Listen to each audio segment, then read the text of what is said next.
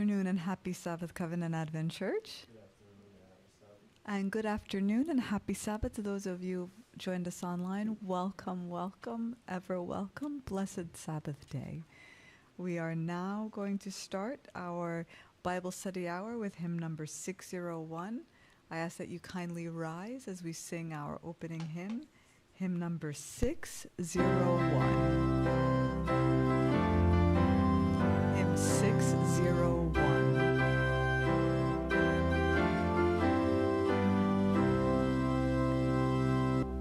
Watchmen on the walls of Zion, what to tell us of the night? Is the day star now arising? Will the morn soon greet our sight? O'er your vision shine then awesome rays of light. O'er your vision shine then awesome rays of light. Tell, oh tell us of the landmarks on our voyage all passed by. Are we nearing now the haven? Can we in the land descry?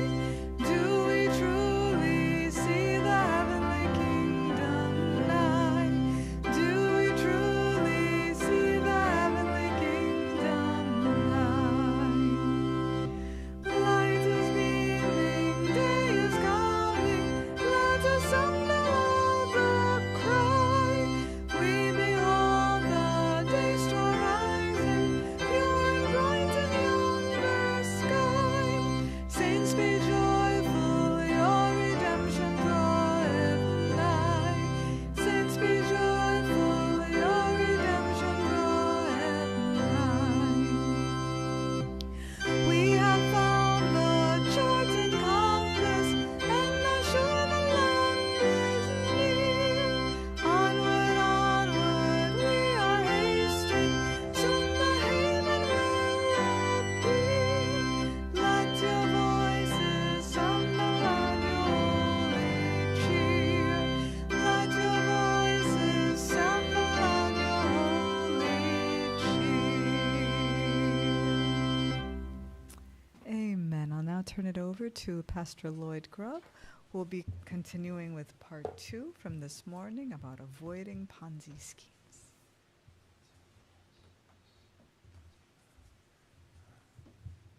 When I hear that song, I hear blast off. Song is something else. Very good song. Yeah, very good song here.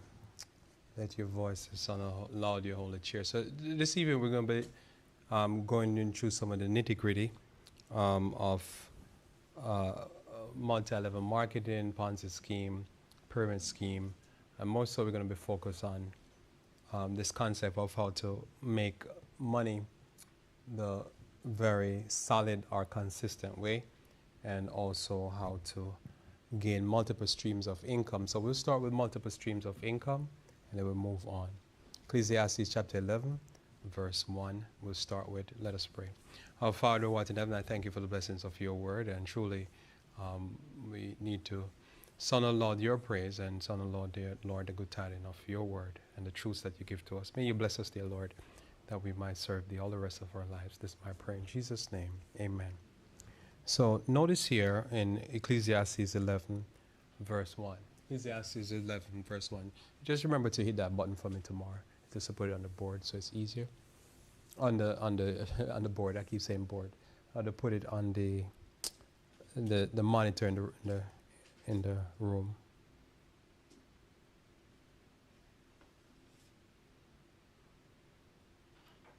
It's the right button. It's the third button to turn on it. The third button at the top, not the button to stream, but the third button. It will turn green.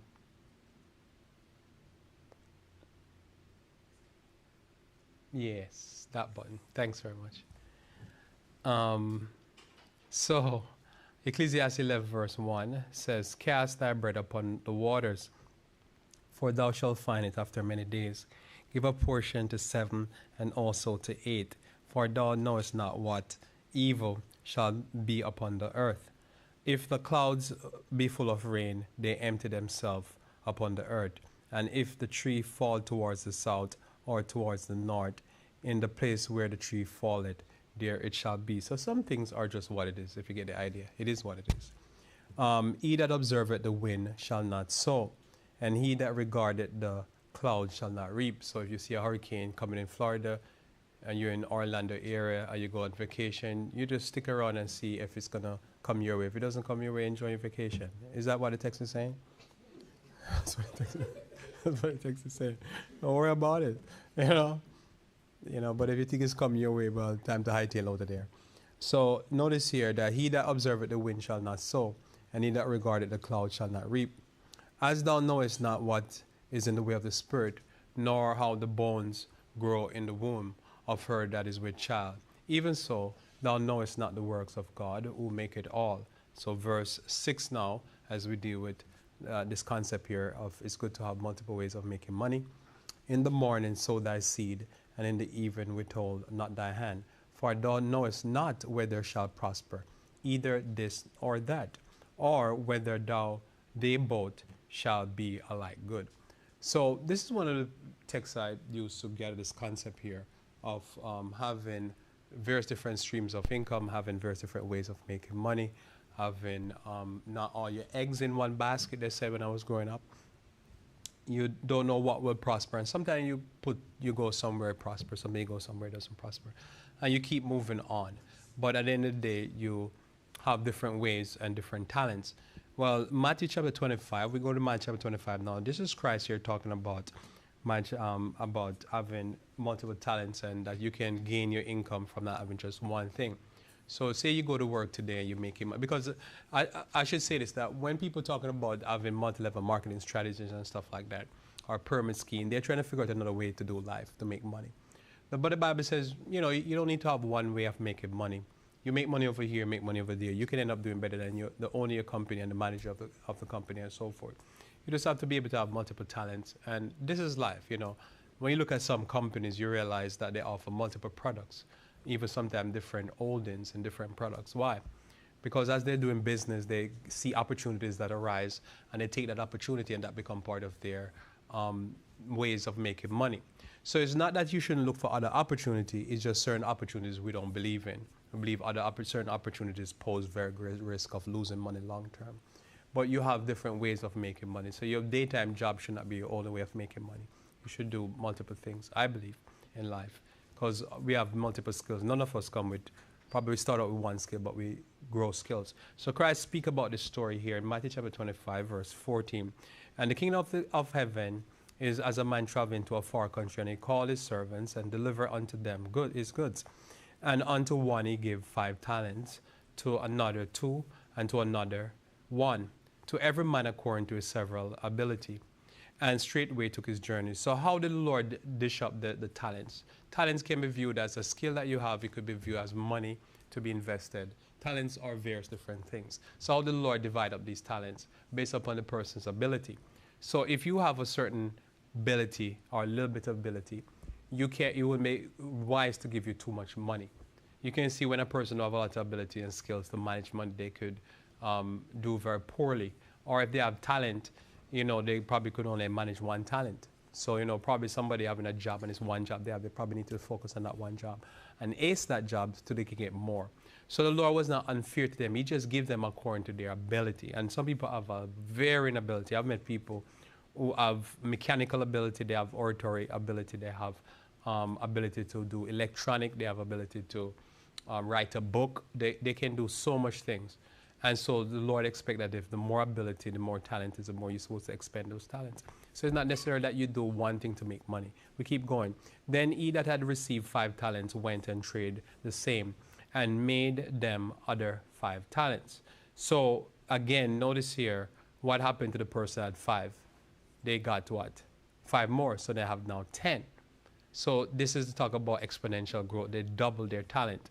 And likewise, he that received 2, he also gained other 2. So there's a person I used to watch when a few years back. I haven't been watching him too much now, but I saw him a few weeks ago because I was somewhere where I got access to TV, and I turned on CNBC News, and it was, I see the Shark Tank was on, and this guy called Mr. Wonderful. He said that his money is like soldiers, and they must go and go capture other soldiers and bring them back hostage or bring them back. So that's how he sees his money. My money's supposed to go out there and bring back more money. I'm not supposed to lose money. And if you look at it, you can say, I'm not saying that that's what Christ is talking about it, but here you can see the concept here. And verse 17, and likewise he that had received two, he also gained other two. So if you work and say they paid you $20,000 and that's how you were making, you could complain and say, I'm not making enough money. So, you know, you have to live on that money. So you have to figure out now how you live on $20,000 and how do you now live below $20,000 and then take some of that money and either go back to school, invest in an investment vehicle, invest in a business, something, start a side hustle, so to speak, start a side job, use your talent somewhere else. But all that money can't be lived on. So some people say, I think Pastor Whiteman, I would always hear him say that it's not so much money you make, but it's so much how much money you save, right? I would add to that that you have to take some of that money and keep it aside because you need rainy day fund, you need opportunity. Today in the market, I hear a lot of people talking about that they need to keep their powder dry because something is about to go down. And so they need to keep a lot of their gunpowder dry because they need to have extra firepower to deploy if something goes south in the market and these opportunities arise. One thing I might say that it's not just about saving money. One of the things you have to do is have to deploy money. And so some of your money you use to pay bills and to live. Some of your money you have to save aside because you have to keep your gunpowder dry because you don't know if the battle's going to get hot, heat up. And then some of that money you have to deploy to try to make more money. And as I said, that could be just going to school. That could be to gain a new skill. That could be invest in some vehicle. The aim is that we're about increase. From you're born to now, you're about increase. If somebody's not about increase in this life, they're not participating the way God would intend. God is about increase. I remember when I was young, I had this thought that used to really be a puzzling thought in my mind. And if you used to have this thought yourself, did you have this thought that I'm about to have? You know the thought I'm about to have about increase? Do you have that thought? Do you struggle with that thought about increase and God? Have you thought about God? All right, and about what thought about God about increase? Have you thought of that thought? I don't know if it's just me alone when I was young. Just me alone. So I used to think about God this way, right? And I'm thinking about God and say, if God created the heavens and the earth and he continued to create for the last 6,000 plus years, we don't know how long, before Adam and Eve sinned, how much worlds would he have created? Have you ever thought about that? I used to think about that. How much worlds would he have? If it says his day job, and he's been at his day job now, we don't know, but say every 6 days he create a new earth. That's his day job. Isn't there too much people? Because think about it, they said the world has 8 billion people. So I started thinking about it, and now that I'm older now, and I'm thinking about it, and I say, you know, they say 8 billion people is too much people in the world is overpopulated. 8 billion plus. And when I think about it, I say, it's not overpopulated. Right? It depends on how you look at using resources and creating resources. Now, I'm sure you've seen some of these new apartments, buildings that they build, where they can build basic apartment building, and straight apartment building is green. It's like a vertical garden going up for, 100 feet, 100 stories. And I'm like, that's amazing. If you just think and use your head. All right? You think about energy. What's the number one source of energy? Not dinosaurs. It would be sun.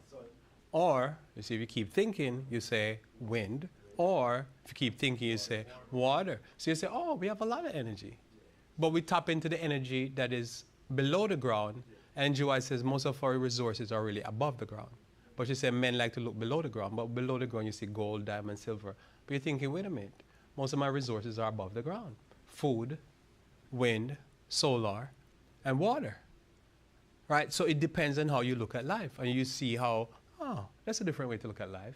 So if you look at life like that, you say, wait a minute, we here. This week they were talking about dark matter. I think somebody, I remember if he died or something, but was looking into dark matter. And I've been thinking about dark matter. Have you thought about dark matter? Matter? Right? And you said some people call it dark energy and stuff like that. And when you read the Bible, you always have this very strange thing. And I'm going to go back to the thing, but I used to go off in these type of wild thoughts. But anyhow, so you go back in the Bible and you talk about Lloyd said, let there be light. And you say, is that the sun, or is there something else? Is that the Lord lightning dark matter? Or what is going on there? So anyway, I find that fascinating. But so you see things and you say, no, it's not, the problem is within my mind, not the problem with God's mind, because God don't have those problems. I have the problem. So I can't imagine a world where there's more. Because there's more, that means there's less for me. That's selfish thinking. But there's more, I probably think, oh, the world needs to birth a few more Albert Einstein, a few more these people. They can make life better for everybody. But then they have them around here. But sometimes they're wasting their mind and their brain on drugs and alcohol. That's what our problem is. What we need to do is probably fix our drugs and alcohol educational system. So notice here, verse 17, and likewise, he that received 2, he also gained other 2. But he that had received 1 went and dig, problem, in the earth, and he hid his Lord's money. For after a long time, the Lord of those servants cometh and reckon with them. So notice here, this is where modern Christianity failed. Modern Christianity say that it's all God, it's none of you. Jesus, who they claim they follow, says you are going to have to give an account. So there's a different thinking from modern Christianity. Modern Christianity is apostasy because it tells the believer that they need to be lazy. But God says you're going to have to give an account. And like I was talking about this week, God says you be courageous. You're the one figure it out, right? And people say, well, is that working out your own salvation? It's not that righteousness by works. These are evil people. They're very silly and they're very lazy, and they teach people to be lazy. God says he's going to reckon with you. He give you the word, he give you the spirit, he give you the materials and all these things. You need to figure out what you do. So it's for me and you to do what we have to do. So hopefully one of you here will be able to create something new that's going to help us use wind or solar or water to create more energy and to do wonderful things. And if that do that, just remember that you heard the thought from me first. And so just remember me when you come into all that money. So notice here, and so he that received 5 talents and brought the other 5 talents, say, Lord, thou deliverest unto me 5 talents. Behold, I have gained beside them 5 talents more. So what is the assumption here? The assumption here is that the Lord expects a growth. Because why will the Lord give you the talent? The Lord expects for an increase. So you're supposed to do better. So if you get up today and you hear me today, you say, oh, my parents do good, but I'm going to do better. Would your parents be sad about that? You think your parents would be sad? You think God would be sad? Would God be happy? Yeah, that's what it is. So you're supposed to do better. So Nathan, the day you have a good task ahead of you. So notice here, his Lord said unto him, well done, thou good and faithful servant. Thou hast been faithful over a few things, I will make thee ruler over many things. Enter thou in the joy of the Lord. So is this the joy of the Lord for you to increase? Is this the joy of the Lord? Are you entering into the joy of the Lord when you increase? And the answer is yes. Because if you think about it, the Lord is in the business of increase. Not rebels, but increase. Not increase with rebels. Righteous. So the joy of the Lord is an increase. So notice here, he also had received 2 talents, came and said, Lord, thou deliverest unto me 2 talents. Behold, I have gained 2 other talents beside them. His Lord said unto him, well done, good and faithful servant. So if you are about increasing in whatever you're doing, remember, the Lord will call you a good and faithful servant. Don't expect this from the regular church people who go to the cemeteries across America. They don't believe in that. But you will be viewed by God as a good servant. And I will look at you as a good and faithful servant. Thou hast been faithful over few things. I will make thee ruler over many things. Enter thou into the joy of the Lord. So this is the joy of the Lord, that you increase, you be fruitful and multiply. That was the old intention of Adam and Eve. And this is still the intention of God. God wants us to grow, to increase. From we are birth to now, we just continue about increase. Increase is always the aim. Just we don't do, as I said, these multi-level marketing strategies and ponzi scheme and pyramid scheme to increase. We do it by honest labor, or we invest in others that are doing honest labor. So notice here, he also that received 2 talents came, no, I read that. And it says, and so his Lord said unto him, well done, good and faithful servant. Thou hast been faithful over a few things. Thou should be made more into the joy of the Lord. Verse 24 now.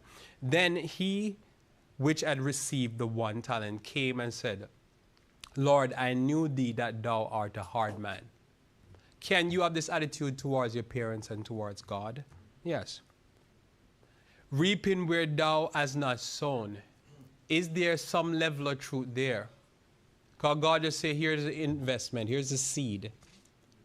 You're not going to have to go figure out the rest. True religion is similar to that. Christ says, I did it all for you that you couldn't do for yourself. No, you need to go do for yourself something. What you can do for yourself. Men expect God to do for them what they can do for themselves. As I say, there is nowhere in the Bible that God's going to brush your teeth for you. It's just a fact. Religion don't make us that we don't brush our teeth in bed. We got to get up and do what we have to do for ourselves. But there's people preaching that. Like I said, God's going to some miracle, they brush their teeth. And I'm just using that ridiculous, simple example, but literally that's what it is. God can't do for you by getting up and read the Bible for you, study the Bible, pray for you. God's not going to do none of that. You're going to get up and do that for yourself. You're going to have to have that discipline. So he says that you're a hard man. And he says, reaping where thou hast not sown and gathering where thou hast not strewed. And I was afraid and went and hid the talent in the earth. Lo, there has that is thine. His Lord answered and said unto him, thou wicked and slothful servant. Don't follow lazy people. Don't follow people that all they want to get up every day and smoke weed and drink alcohol. Don't follow these silly people. They're lazy.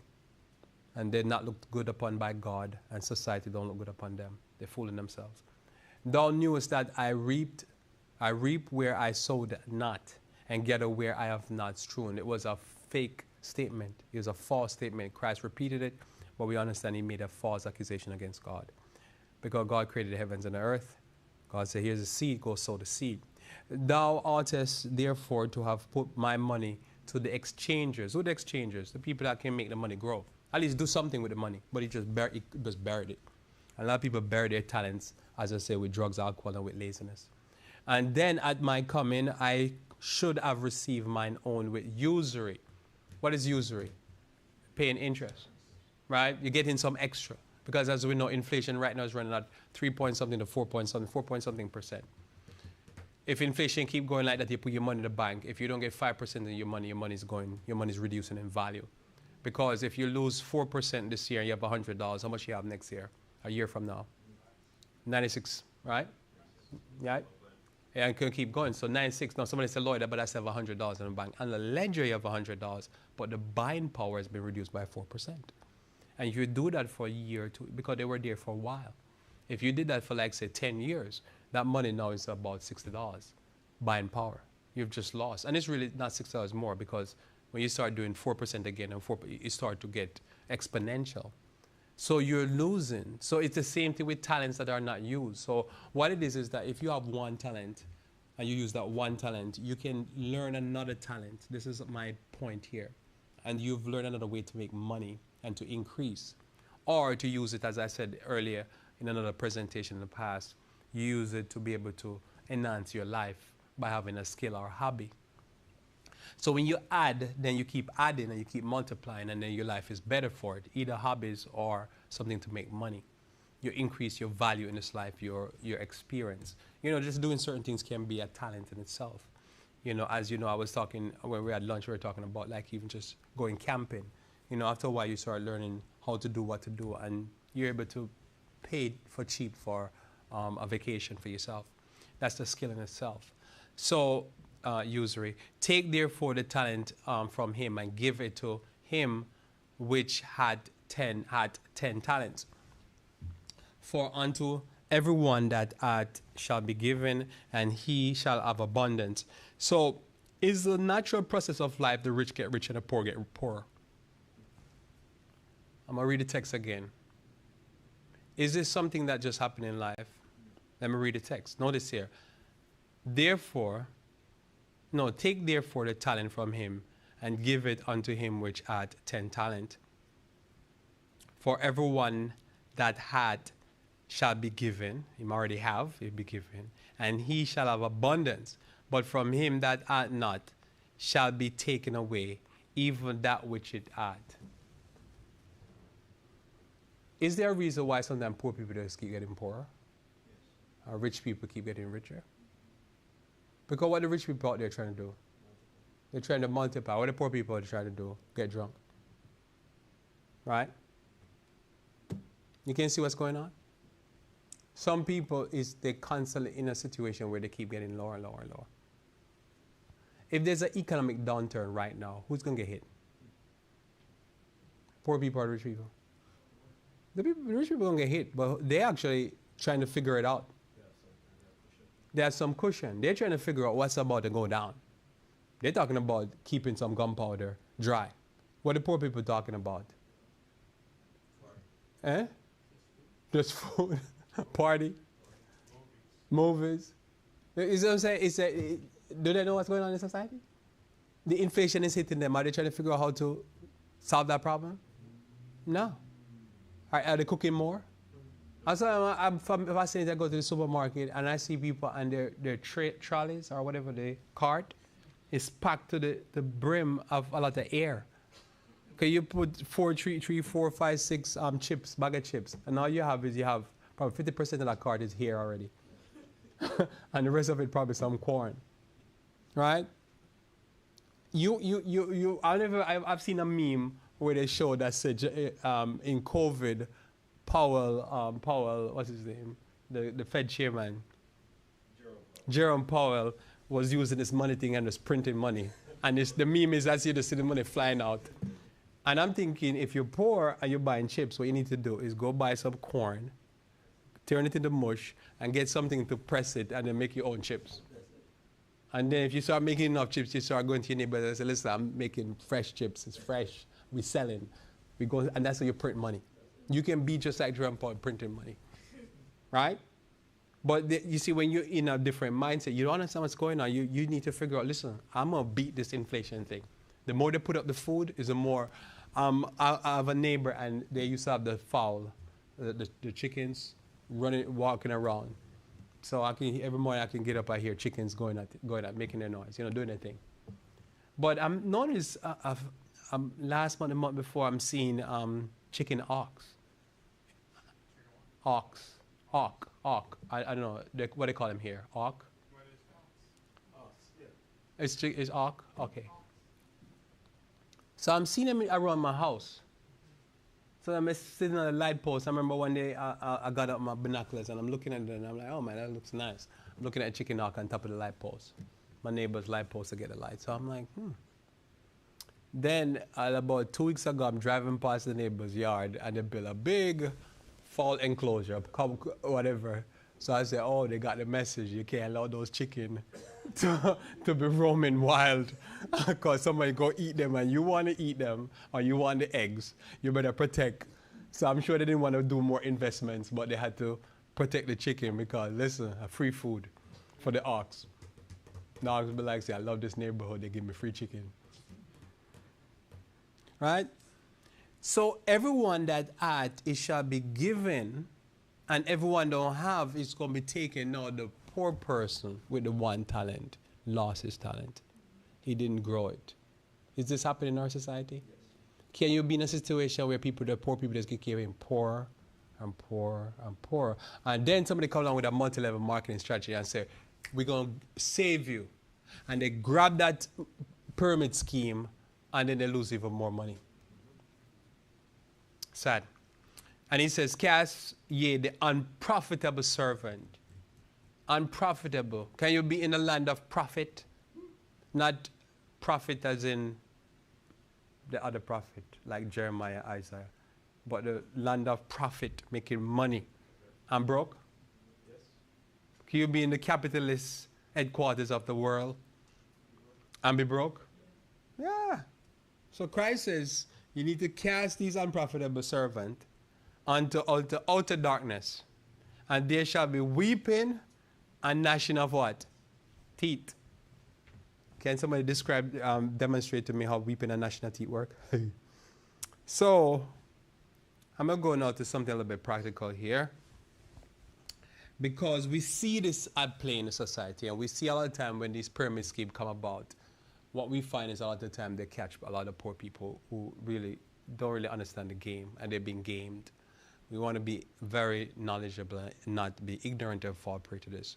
So I'm going to first describe to you the 3 things. I'm going to describe to you pyramid scheme, ponzi scheme, and multi-level marketing as defined. I'm going to explain a little thing here. So notice here, everything I'm going to describe, the product or service cannot sustain the volume of income.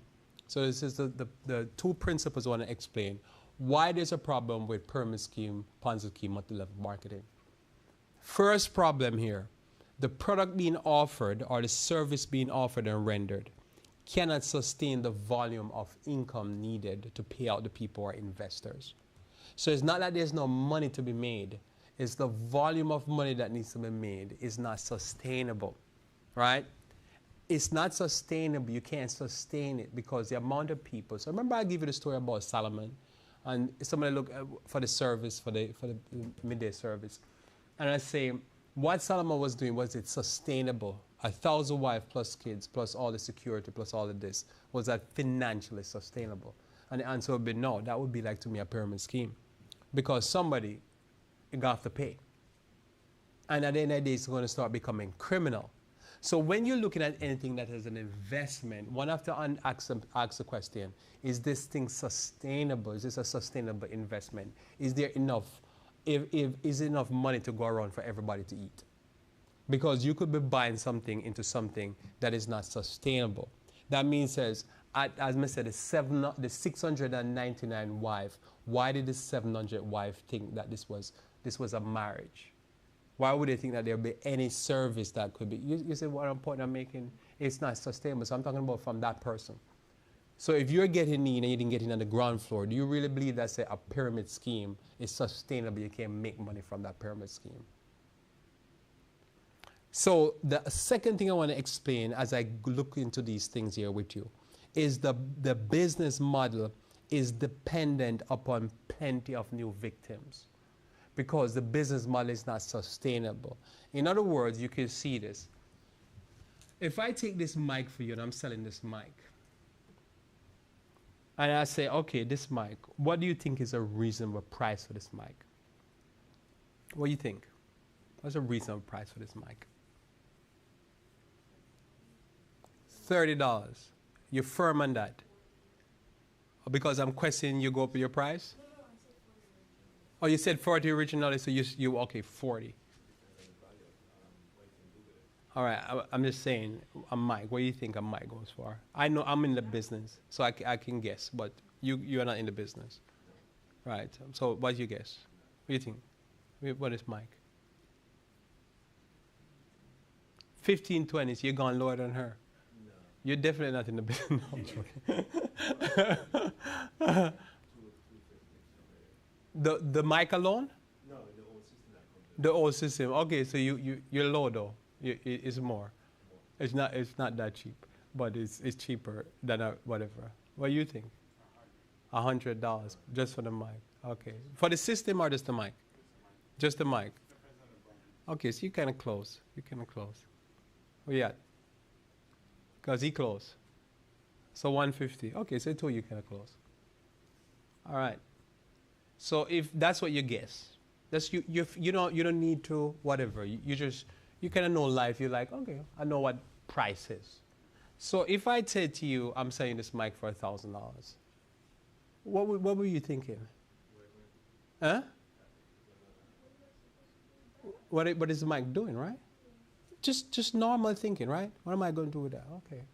What is the mic doing? Like, is it going to make me sound like, I don't know, whatever, whoever? An angel? Prince, whatever, Oprah Winfrey, what is it? What do you guess? See the problem? There's some things you can just kind of feel it out and you don't need to know. And if you hear the price, you'll be like, wait a minute, why is it so expensive? But then my question would be if it's $1,000, in my mind I'm thinking, who you're sustaining? Is it one of the princes, one of the kings? It starts becoming ridiculous, right? Because there's something has to be sustained by it. So something has to give.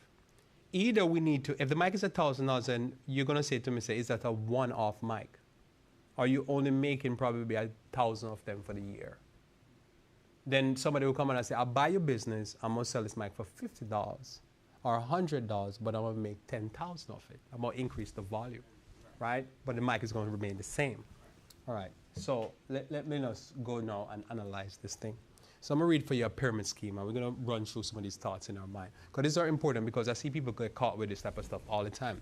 So a pyramid scheme, by definition, a form of investment, and as it says in the bracket there, illegal in the U.S. and elsewhere. So they have banned this in the U.S. and elsewhere, in which each paying participant recruit 2 other participants, with returns being given to early participant using money contributed by latter ones. So this is what we call a pyramid scheme. The business primary model, the focus of the business is not a product or a service. The product or service is just a means to try to recruit people into, it's not, what I say, it's peripheral. It's not the focal point. The focal point is to gain new people. And as new people come, you split the money and you give it to the older people. Then those people don't have to go get their money because they'll go find new victims, bring them into the system. That's a pyramid scheme. Another example of pyramid scheme, a pyramid scheme, our explanation is a business model that recruits members via a promise of payment or service for enrolling others into the scheme, rather than supplying investments or sales of product. But somebody said, Lloyd, but they do have a product. Yeah, they have a product. They could sell a weight loss product. The weight loss product is immaterial to the business. This is just a way for the product to be able for it to be looked upon as a legal business, so they can try to get away from the government coming and shutting them down. Because they say, oh, we do have a product. What is the product? We're selling things. How do you sell it? You sell it to open market? No, you have to be able to buy into it. But in order for you to buy into it, you have to buy a large stock of it, and then you have to recruit others.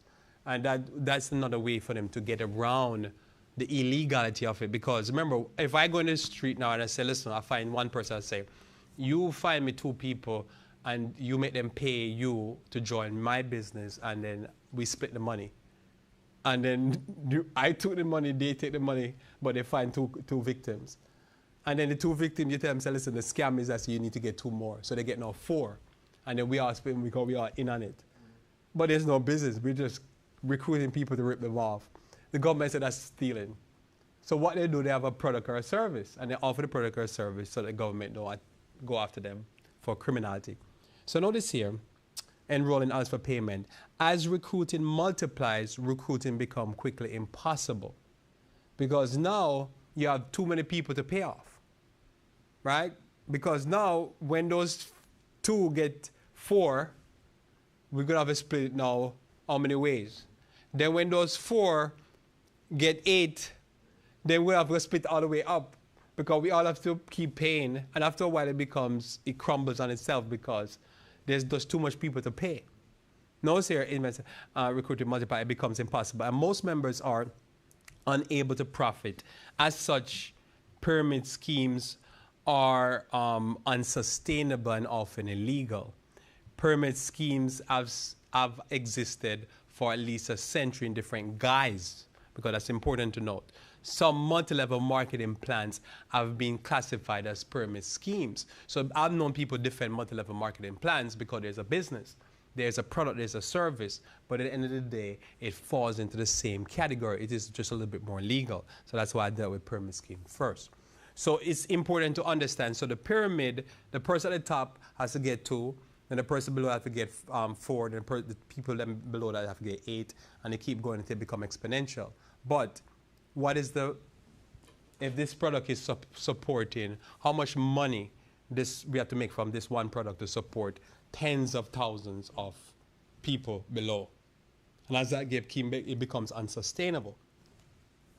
So this is when we talk about even energy, we have to talk about sustainability, because certain means of energy production is not going to be able to last forever because it's unsustainable. So that's why they say, well, you have to find other means. This is what I was telling you about. Well, there's other sustainable means. You can use wind, solar, or whatever. There's just unlimitless.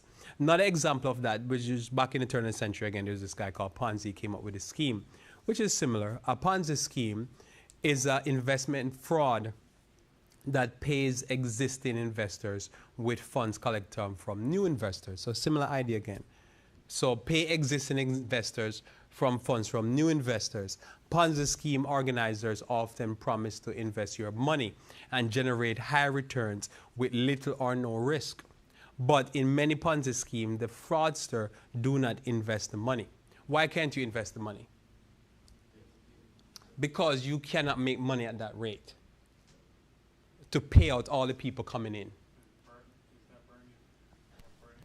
Bernie Madoff was doing that. So it's the same thing, because what was even the point of trying? So recently there was was it the Adventist guy? Yes, it was an Adventist guy that got caught in, was it the cryptocurrency? So he got caught in the cryptocurrency, but no, they caught him. But what he was doing, he got a whole bunch of Adventist pastors, but he was preying on the Haitian Adventist community. And what he did, he did a similar thing, where they were supposed to build a cryptocurrency, but none of the investments were being made, nothing was going on. He just basically recruited a lot of people and then promised the new recruits, if they invest in it, that they're going to make a certain amount of money. So those new recruits get new recruits, and he keep building until it was tens of thousands of Haitians he had caught in New York and other places, and pastors, because the pastors would sell it to their church. Well, what happened is that there was no cryptocurrency being built, because in order for you to build cryptocurrency, you have to put massive amount of money in servers. You have to buy these expensive chips from NVIDIA and Amazon, AMD and stuff like that, and Taiwan Semiconductor. And you have to build these big data centers and stuff like that, and you create your own currency, and then that currency, now you're going to sell the currency. So the people on the ground floor get the in, they're going to be able to make the money when the currency goes live. Well, what happened? No, nothing was being printed, nothing was being done, because guess what happened? Is currency, and that's the question often that is difficult for people to answer, is currency a product or service in the sense of something to make money from, right? Or is just a means of transaction, and that's why currency is normally run by government. That's a different story, different thing. So this is another example of it. So notice again the similar concept. The idea is that the business is predicated upon you're bringing in more victims at the lower end to keep the business going. And this is what it is. Another example of this, which is the one that is now of some product and service, the multi-level marketing strategy that many people defend because he has a product, he has a service, but we want to be able to stay clear from these things. Also called network marketing or pyramid selling. The same concept, you're selling, but it's based upon a pyramid scheme, is a controversial marketing strategy for the sales of products and services in which the revenue of the multi-level marketing company is derived from a non-salary workforce. So you get a workforce to sell your product, but is the workforce have salary? Okay, so we pause there a little bit. So a regular job, you say full-time, is 32 hours to 42 hours, 40 hours a week. 8 hours a day, or it could be 7 hours, 2, 3, 4 days a week, whatever. The people who are working as a sales rep, are they being paid? On a regular? Yes. Yeah, regular sales rep being paid. Is that cost of doing business? Yes. All right. Now, if you're promising a sales force that is not being paid, that because they're going to move this product, they're going to become part of the hierarchy of the business. Can you get people that are going to sell and probably sell so aggressively that they could do more than 32 to 40 hours? But when they look at what they're really getting paid, they didn't even make $5 an hour, $2 an hour. Can you sustain a business model that make a lot of money by having people working for free or working for cheap, even minimum wage, selling your products? You can, right? You can. Because you're going to collapse.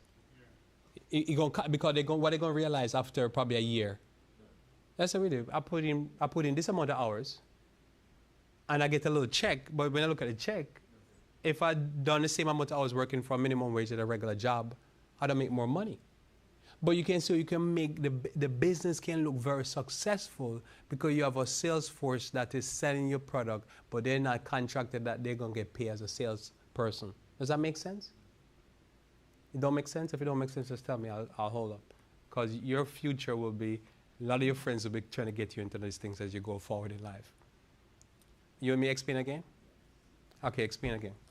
So here's where my whiteboard, I need to have a whiteboard. Okay, in the future I'm going to do whiteboard. So the average, we're going to go by $8 an hour, right? So I'll do the math in my head. So $8 an hour is the minimum wage. The minimum wage I think is $7.75. So if you do 8 fours, it's 32, right? So $320. So say somebody was working and they put in for 52 weeks, they're working, and when they get doing this multi-level marketing sales strategy, they're selling a product, there's a real product, they're selling the product, but they're selling the product via a pyramid system. So they come in at the bottom, And say when they sell the product, and if they sell the product and all year long they finish, they only got a paycheck for, say, from the company for selling that product. And they profited only, say, $5,000. And that was a part-time business. And they are putting probably a whole year's worth of work, but they only get $5,000. When you take that 5,000 if you have a calculator and put it, divided by 40, divided by 52, you realize that they're probably even just working for $1 an hour. But if they had worked for a regular sales company, say they went and get a job at Best Buy, and they were working for 40 hours at Best Buy for 52 weeks, they would make $16,000. But this way they only made $5,000. But they were putting in the work. Who is making all that profit? The company. The $11,000 difference, the company got free sales force to work for them for cheap and pay them less than minimum wage, which is not legal in America. It's illegal to pay somebody below $7.75 in America. So what they just did, they just got themselves caught up into a scam. The scam is they get, number one, a free sales force. That's one point of a multi-level marketing scam that have a service or a product. They get a free workforce that comes in, especially they come in at the lower end, because when they're hiring, they're recruiting people, they could be getting a cut of the victims that come in lower. But so they seem like it's good for them. So they will say, oh no, it works. Because it worked for them because they came in at the higher end. But the low end worker is putting in hours, but technically as a sales force, they're not going to be able to make the amount of money per hour that's going to justify the amount of work they're doing, or the amount of money coming in. They're not going to make enough money. So the workforce is working underpaid, or they're working for free many a time. And I've met people who did that. They spend a lot of hours pushing this multi-level marketing strategy. And when they finish the year, they'll be like, it would be better if I work for, just have a part-time job.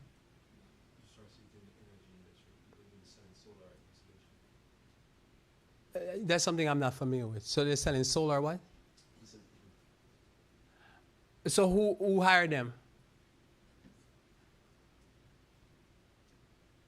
So the company come in and said that we're in the neighborhood and we're going around, and they have a bunch of people going around trying to recruit people to join us to become a solar installer. But they have these kids they're making almost nothing. Going around trying to get people. So everyone that they get in, they could sell them a solar panel, but sell them very expensive. They get a cut out of it. Or you could be there going all day long. Oh, I get it. Okay. You don't make nothing.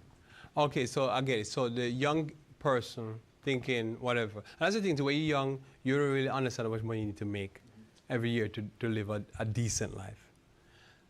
So they hire them to go in the community, sell solar panels. If they do get to nail a sale, they get a certain cut. But the amount of hours they have to keep going from house to house. Right, so you see, that's where the government should come in and say, if you're going to hire them, you have to pay them at least minimum wage.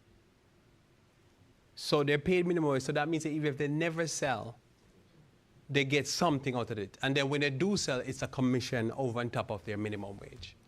So to guarantee them some income. You see, that's why I don't believe in this multi-level marketing sales force business. Because what it is, it takes, some people make money at the top. So I'm sure the solar companies, they're making great money off of that scam. But the people at the bottom is what get hurt. And that's why I said the person sometimes with the one talent is the person that end up getting hurt all the time because they don't understand what's going on. So that's, you see, that's what it is. I don't like that. You see, that's criminal. Because this is supposed to be illegal in America. But they use this multi-level marketing thing to get around the illegality, to rip off sales, young people or people that they're just looking to try to get out of their bad situation. So I'll read it again. It's a strategy also called network marketing. So it's a network or pyramid selling. It's a controversial marketing strategy for the sale of products or services in which the revenue of the multi-level marketing companies derive from a non-salaried workforce, selling the company's products or services, while the earnings of the participant are derived from a pyramid shape or binary compensation commission system. So somebody could say, would you be 100% against that? I would say not necessarily if there's a minimum wage. So I'll give you an example. In Seventh Adventism, they have a multi-level marketing sales force. They call it called Porter. They call it colporter. And when I was young, I want to tell you what happened when I was young. So what it is, they tell you, the books have to go. They tell you you're doing God's work, right? The books have to go like leaves of autumn. You know, when the leaves start dropping in autumn, they don't stop dropping. My doctrine going to drop as the rain, as a rain is still. And what happened is a non-paid workforce. So I joined that workforce at one point because I was young, too young. So what happened is that these criminals down there at Review and Herald and the General Conference have these young people going around like fools, selling their books. Who's getting the money of that non-paid workforce? So you do sell some books. So you sell some books, you probably get lunch. Because we're in a country that is very antagonistic against religion. And so people go, you go sell a book. For every one book you sell, there's going to be about probably 10 people screaming at you. You probably, when you finish, you have to wipe off all the spittle. So you get a lot of abuse because salespeople knocking doors get abused. Because when you knock somebody's door, what they think automatically? You're in the con business. It's just, that's what they think. You're here to just steal the money. People, I think people are just aggressive against religion, and then add to that, people are aggressive against people just randomly knocking the door. I don't tell you, if I'm home and somebody knock my door, I automatically assume it must be UPS or one of those people. I don't think people knock, like, why would somebody knock my door? Like, I just think it's, oh, I must have a package coming to me. Because nobody knocks my door. Like, why would you knock my door? You know what I mean? So this is what we do in the church. We do it. And that's why this is so evil, because we do it even in the church. And we have young people, foolish thing they're doing in the Lloyd's, will now understand these old, wicked people in the church that have been so full of sin that they've been just ripping off young people that they have no conscience. See, if they did it this way, they say, we'll pay you a minimum wage. For every hour you're on the street, we pay you. If you go out, you do 7 or 8 hours. You see, that would be moral.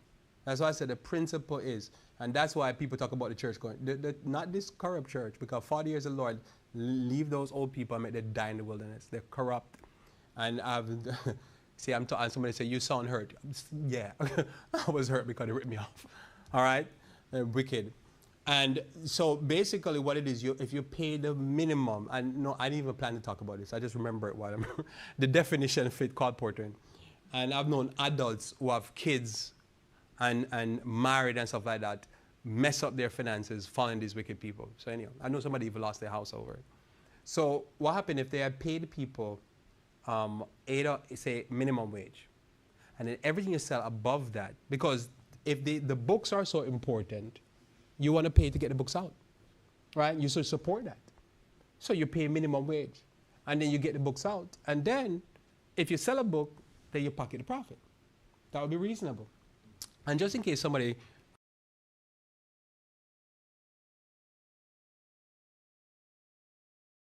I tell you the half of the story. Those people are wicked. Let me just tell you clear. I never plan to talk about that, but let me say it is. These people with the evil price gouge the books to sell to you, and then to sell, you turn around and sell it to the whatever. You could buy the books on the open market for cheaper than what the conference sells it for. I'm telling you, listen, I could talk for hours how wicked those people was. When I found out how wicked it was, I was shocked. It made me see the church in a total different light, that these people are criminal, that they should be arrested. Because remember, this is illegal to do. And they get around with it. So let's be clear. Because some people hear me talk and understand. Listen, I'm telling these people, I figure out. This is the good thing about when I do the morning program, I can edit out these parts. I can say something, just go, edit it. I won't be able to edit this. All right, but I'm going to tell you, wicked people, you don't know how wicked these evildoers are. That's why you see they die. As I say, I'd figure out Moses was right. The body's going to, the carcass going to die on the rebellious desert floor because they're wicked. So notice here, in multi-level marketing, the compensation plan usually pay out to participants from 2 potential revenue streams. The first is based upon sales commission from directly selling the product or service. The second is paid out from commission based upon wholesale purchase made by other sellers whom the participant has recruited to also sell the product. In the organization hierarchy, MLM, multi-level marketing company, recruited participant as well as those whom the recruits are referred to as one's downline distributor. You know, when I copy this, and I put this and I copied it from different sources, because some of this I'm taking from Wikipedia, some of it I'm taking just for good what is it, copyright, from Investopia. So I'm taking it from different, I think I take from Wall Street Journal also or something. But anyway, so just for full disclosure here, you know, I didn't think about colporting when I just now it came to my mind. I just described to you, if you want to see how they do, I remember I met people who lost their house, literally. They were in foreclosure and bankrupt because they believe they're doing Lord's work. And I never realized this thing is describing colporting. And so some of you hear people may say certain negative thing. I'm said it because I experienced it first and I have very close experience of it.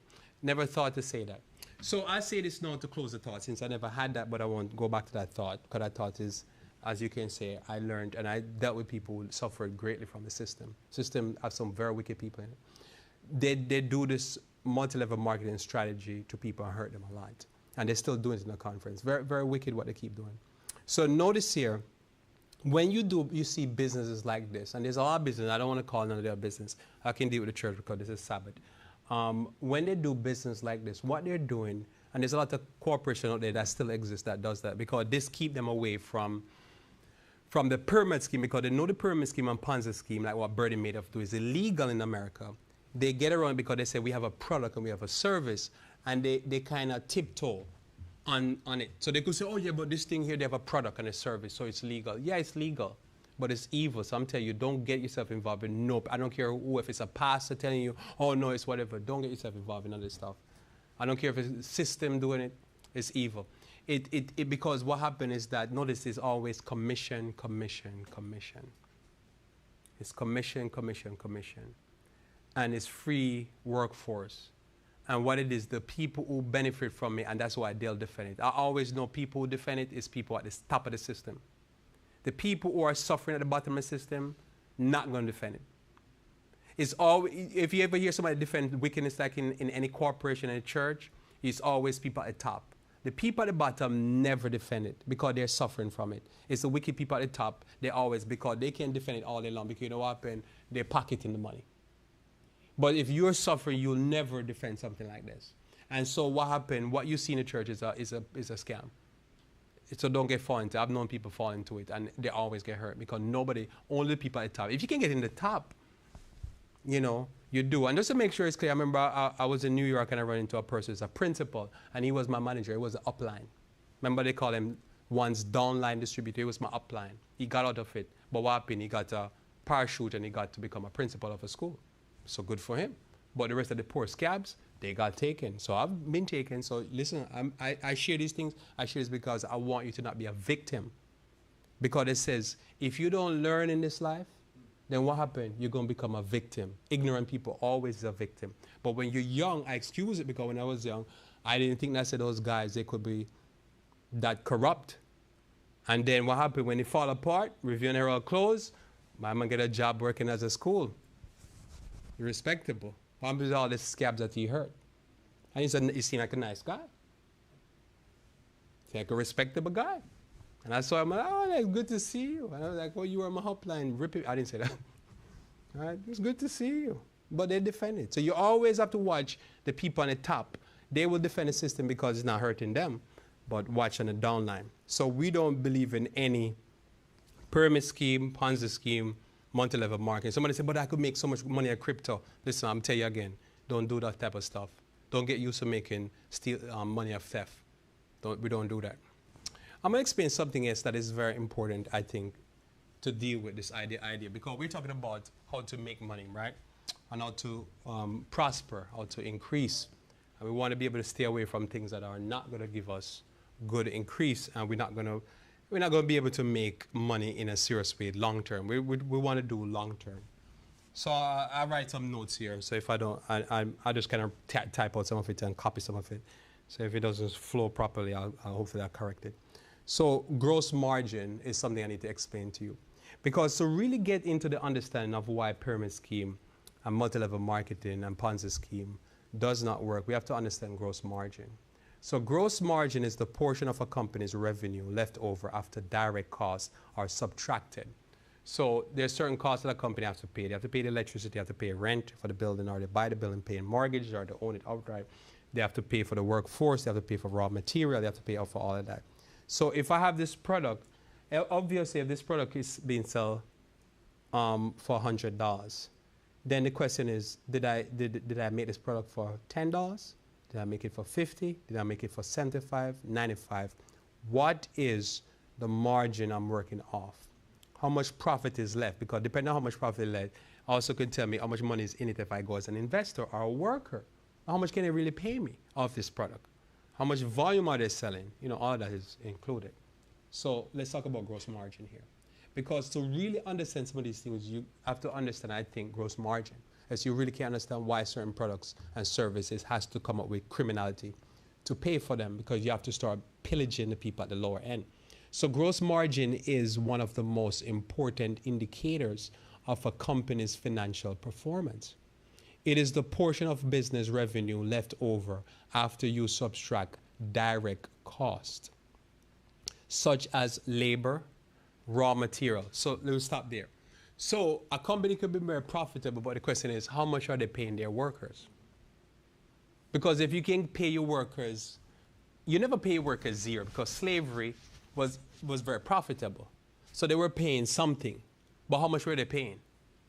Minimal, right? That's why Jim Crow was important in America, because in order for America to keep making that capitalistic money, they had to basically have a way to pay people below minimum wage, because you could discriminate. But we didn't do slavery, so Jim Crow is soft slavery. So because it can make the company seem more profitable. But if you have to pay your workers above minimum wage, is that going to eat into your margins? Right. So this is how it goes.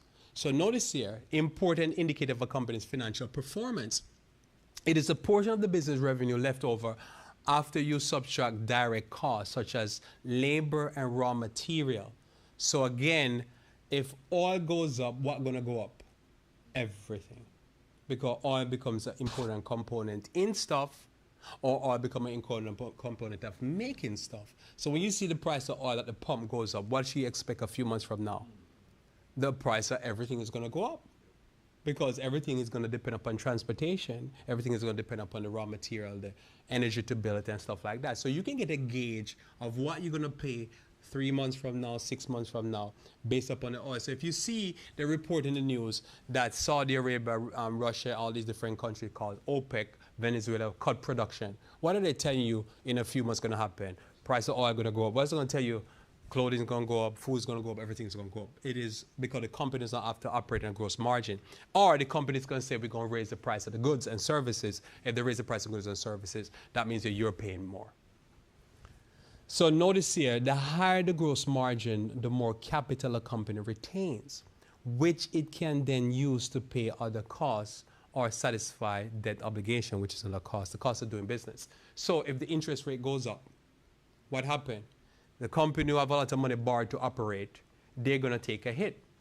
And a company who's trying to get off the ground starting, they're going to have a big headache, because as they're trying to get off the ground starting, they have to borrow money. Well, if they have to borrow money, it's going to be harder for them to get money, because the cost of money is doing the work. Again, if you're older, you own a house, does it really affect you as much when the interest rate is high, or if you're younger trying to start to get a new house?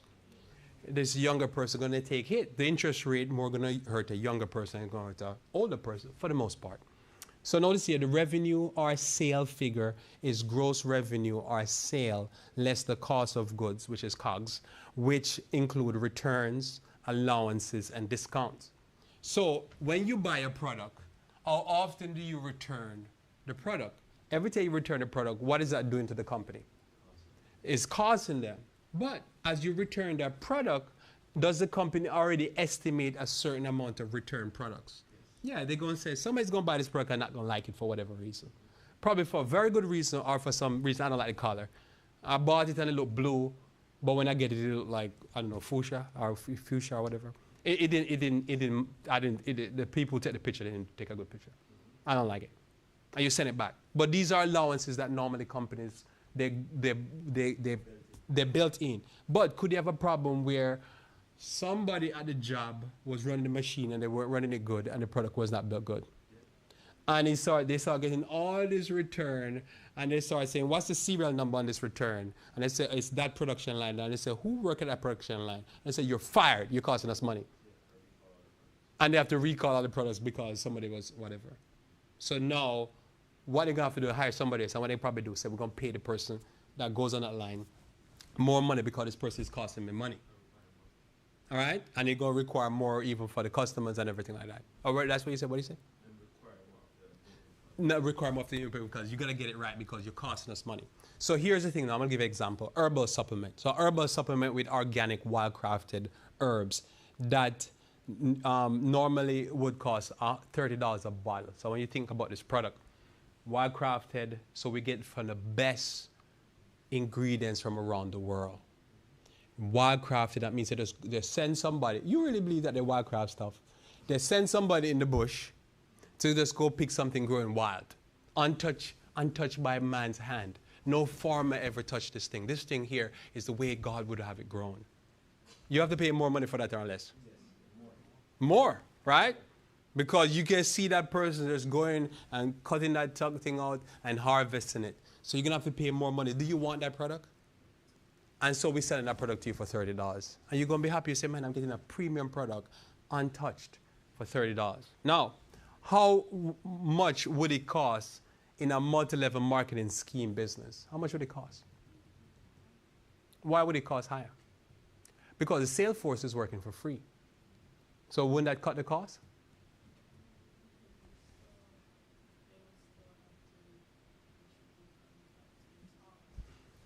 All right, so you're paying attention. So the problem in a multi-level marketing scheme now is how much Solomon get, so to speak. How much the person at the top get. How many people below him needs to get. Have you ever hear your politicians say, especially Republican politicians, that we are against big government? Why are they against big government? Taxes. Who are the taxes paying? I can say it louder. Well, the taxes are going up to the government. So the bigger the government, the bigger the pyramid, is the more taxes you need to pay because there's more mouth to feed. Does that make sense? You see what Solomon's problem was. 1,000 wives. Who's going to pay for those wives? They're working. They're princesses. They're lazy. They ain't doing nothing and they're living like they're on reality TV show. They're going to be expensive, right? But it's the same with a pyramid scheme. Because when the pyramid scheme, it comes in, or the multi-level marketing comes in, that everybody in that scheme is being told that they could retire. So that $30 bottle now, how much he has to go for, you think? If the pyramid scheme is thousands of people. Like $100. Because now you have to take that one little product now, it's Wildcraft is the best. And now we're going to have to really charge because there's thousands of people waiting to retire on this. So notice here. Remember, every new victim is being told that they will be able to quit their job and stop working for the man or for Egypt and become their own boss because that's their own business. Do they have a business? Or are they part of a business? They're part of a business. The business now is everything is based upon a $30 bottle. At $30, that bottle was profitable. But with thousands for one business owner and his workers. Now, for thousands of people selling that $30 bottle, is that $30 bottle profitable all of a sudden? No, you have a problem. So notice here, and they will have to buy $1,000 worth or more, or thousands of dollars lot for them to get higher in the level because they can buy themselves into the level. So they could buy a lot of $100 bottles. And if they buy a big bulk of bottles, they can get in. Why do the company need now for them to buy big bulks to get into a higher level so they can get a bigger cut? Because there's too much people to sell. There's too much people to pay out. Right?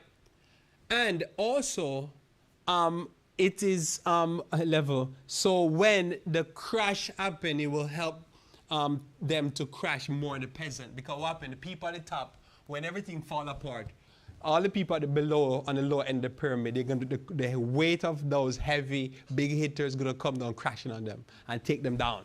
Everybody's coming down. And that's important to understand when you look at these products, because somebody could say, Lloyd, but the multi-level marketing have a product. But there is a product. There is a service.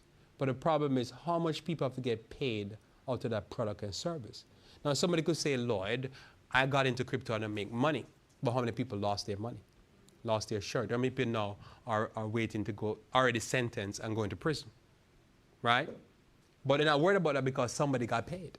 That's all they're worried about. Somebody got paid, and I just want to be the first to get paid. I get that. All right? Just, I won't say nothing. So notice here. Now, take that same herbal supplement. How much of the organic and wildcrafted ingredients that was harvested in the Himalayan mountain or near the site where Noah's Ark rested? Because you'd want that, right? Because that would be pristine. Himalayan mountains untouched by humanity, and where Noah's Ark rested. You know where Noah's Ark rests? Turkey. You know where the Ark is? Turkey. Is Turkey? Ah, Turkey. Where the two mountains are. Mount Kush and Ararat. So, any herbs up there? Because that would be a good selling pitch, right? If you can get herbs from the Himalayan mountain or whatever and sell it, people be like, listen, we pay for this. It's going to make us look young and youthful. I remember I was watching a program with the Hunzas. No. Are the Hunza? Where the people that live long? There's the Adventist and then there's a Hunza up there in the mountain, in the Himalayas. And they eat Himalayan salt. If you use the Himalayan salt, you're going to live forever.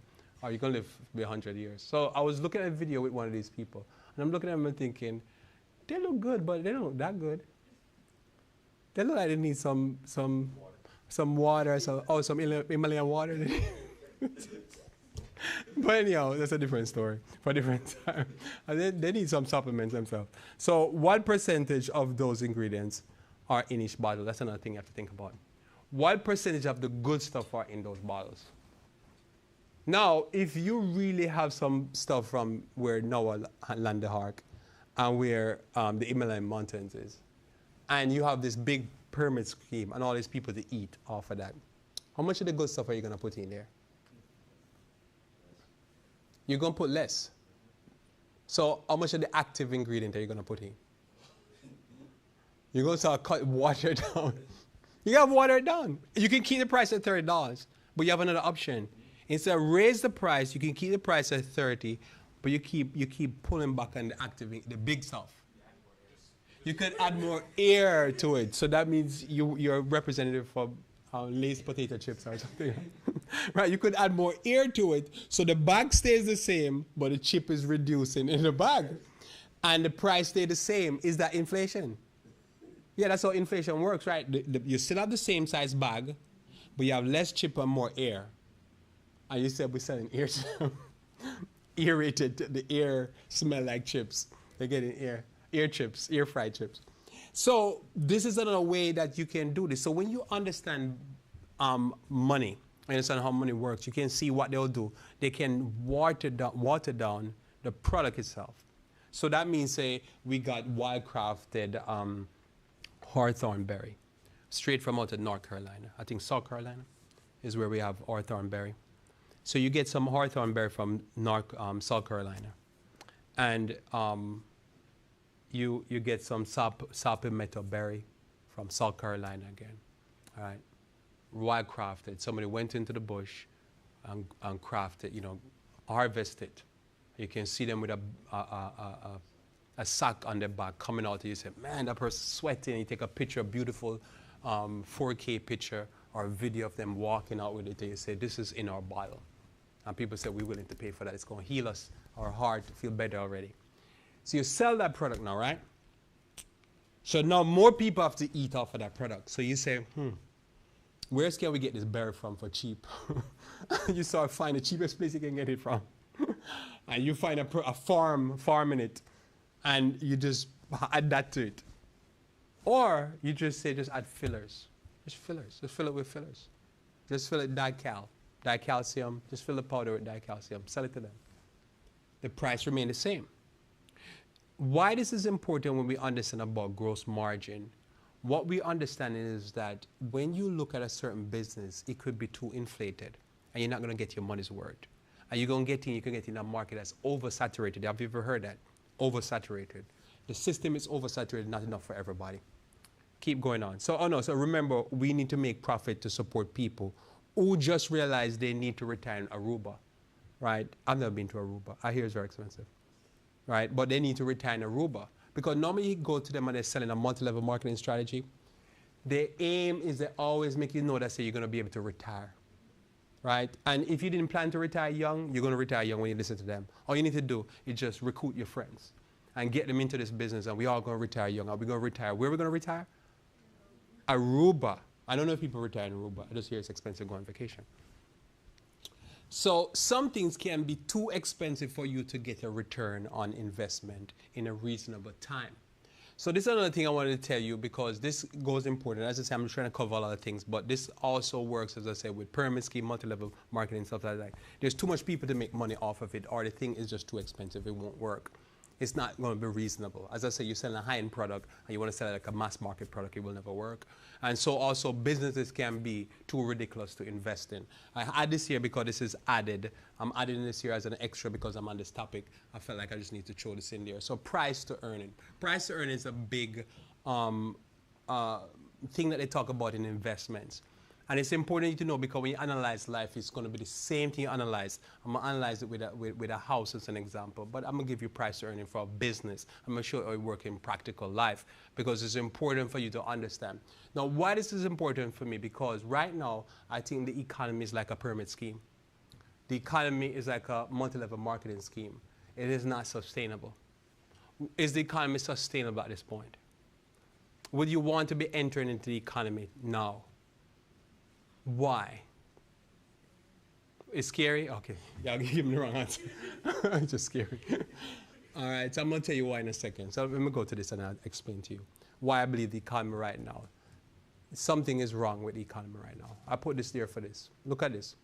Price to earning ratio is PE. Now, if you see a company that says the PE of the company is this, they're talking about price to earning. It's a way to value a company by comparing the price of a stock to its earning. The PE equals the price of a share of stock divided by the company's earning per share. It tells you how much you are paying for each dollar earned. The price to earning to growth is another way to do it. The ratio is a company's stock price to earning ratio divided by the growth rate of its earning for a specific time period. So that means if the company make $1,000 this year, and next year it made, or I said no, last year it made $1,000, this year it made $2,000. What you say the earning is, what's the growth of the earning? What's the rate of percentage of growth? $1,000 last year, $2,000 this year. It's 100%, right? So what could you extrapolate or come from that? What could you say? What's the price, what's the earning could be next year? 100%. So you could say if the price, the price of the stock is this, and it keep earning that way, that means I might pay and I look at it and say, I'm not going to make no money off this company, but you're looking at the rate of growth, and you say the rate of growth means that says next year could be 2,000. Let me ask you this in life, is that difficult to do year over year? Very difficult. Because what it is, it starts becoming like a pyramid scheme. The first year you might be able to do it, the second year you might be able to do it, the third year you might be able to do it, but the third year now, you had $4,000. The fourth year now, you're going to be at $8,000. That's massive skyrocket. You're doing 100% every year. So now somebody come in and say they're going to buy into the company at $4,000 earning, say next year. And they think now, within a year, this has become like a Ponzi scheme. They think that's they're going to make 8,000. Could they have something surprising coming their way? Yeah. And that's where the problem is. Okay, so notice my statement was, when we talk about pyramid scheme, multi-level marketing scheme, or any of those schemes, could the economy work like that? Could the economy growing at a rate or expanding, or the cost of goods so going up so much that it becomes like a pyramid scheme and it's going to all collapse? Why?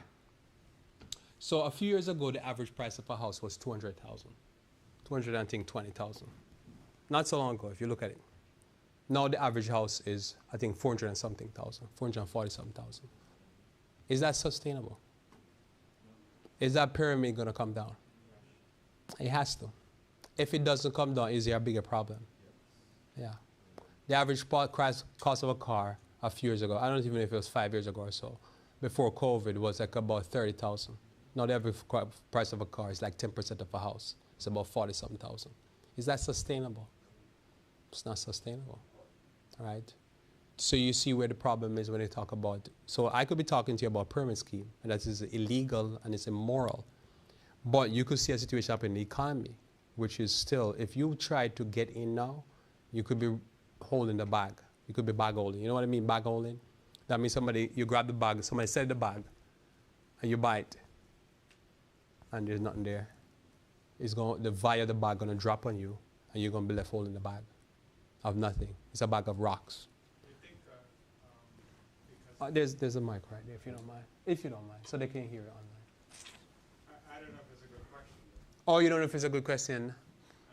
Oh, well, so ask me without the mic, and then I'll tell you if to ask with the mic. Hold on for a second. Go ahead. You think what's going on now is because what the baby boomers are doing? Because if you look at their 401k compared to today's 401k, what happened? Because they had the boom, right? And now Give him the mic. I think he has a good question there. We go with that question. I like that question. Go ahead. yeah. That's good. Okay. I believe what I started was, you Yeah. think what's going on today was because of what the baby boomers were doing. Because if you look back at the economic growth and earning potential that they had compared to what's going on now, you say what happened. Because if for example, back then, one person could go out and make a living and one Right. person could stay home. So the buying power was much more. Okay. I don't know if because of the industry was here. I don't know. But something happened. So you're wondering if part of what we're seeing here is that the baby boomers literally a boom where that group is the biggest group number-wise in America. And they brought in a certain amount of money to do the 401ks and to do the, all that type of stuff. So now we have a shrinking, but they're going to be shrinking also as they die off, you're thinking? No, I'm thinking about, I don't want to say they were part of the scheme. The pyramid scheme? Yeah. Okay. Because if you look at what's going on with them, as far as like what's going on now, like their 401k was like much more than today's 401k. If you compare, what's the difference? Why were they earning more? Why did they live? I don't know if I should say better, but they have more money than people the same age doing the same thing today. Okay, I think I hear you. Think about it again. I'm going to ask Brother Green to say his take first, because I want to see if I'm hearing you the way he's hearing me. He's hearing you. What I'm hearing from is that could be seeing what's going on today is because of what happened within the baby boomer generation. Is that they got a better return, or they were asking for so much more, and we're seeing that. That's what we see going on in our society today. Okay, notice he paused and they got a better return and he switched. I want to see if you would make that switch. Did they get a better return? I think so. Or is it they had a pie in the sky? They're part of the pyramid scheme. Mindset. But I don't want to say that because I don't know. You see, I'm not in But you listen to this, what I'm talking about, and you're connecting it. Yes. You're saying, wait a minute, Yes, because they're the ones that created this whole multitasking thing. multi-level thing. I know, but Because remember the Social Security and all of this, because the 401k, you kind of need new people, new victims to come in on it, yes, right? That's what basically you're saying. Right. And that's that generation of Congress people and senators. right. Well, go ahead. Yeah, so that's basically, they're getting more on everything as far as today. Like what's, Okay, so this is where, if you follow that stuff, what's going on. So 2008, 2008 when the crash happened, and it kind of rolled through until about 2010 before they started to stabilize it. A lot of the 401ks and stuff and the retirement accounts got blown up. right? So we saw that, right? It got blown up. It was the baby boomers 401k got blown up. I remember I was dealing with a guy and he lost over $400,000 within weeks or I think months of his 401k. So they lost money. And if you look at it, I think the general conference lost over $1 billion or something. It was a huge amount of money they lost. Where now the paychecks going to the pastors from the general conference has been cut from the 401k because they lost so much money in the investments. So they lost. I have more thoughts on it. Go ahead. I remember, I think it was 2009.